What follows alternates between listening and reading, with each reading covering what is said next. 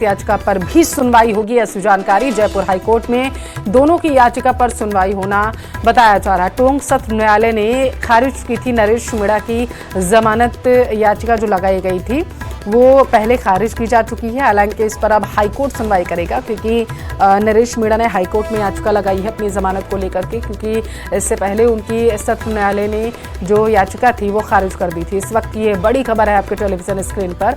समरावता थप्पड़कांड मामले में अपडेट आया है।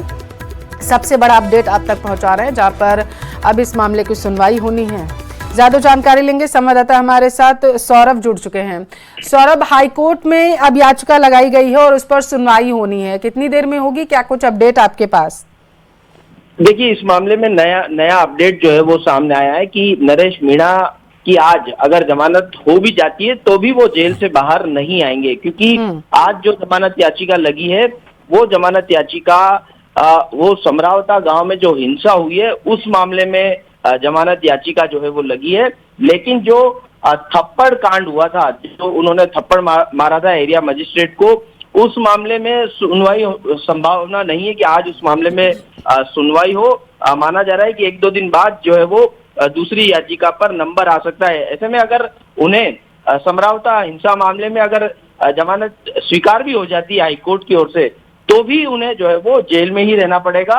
हालांकि उनकी ओर से दोनों ही मामलों में जमानत याचिकाएं जो है वो लगाई गई हैं, लेकिन एक ही मामले में आज सुनवाई होगी, जबकि दूसरी याचिका का नंबर जो है वो 1-2 दिन बाद आने की संभावना है। जी, तो सूत्रों के हवाले से आपको क्या लग रहा है कि दूसरे मामले में जो आप बोल रहे हैं कि उस पर भी सुनवाई होनी है, कब संभव हो सकती है सुनवाई? क्योंकि मुश्किलें तो मुझे कम होती नजर नहीं आ रही हैं यहाँ नरेश मीणा की।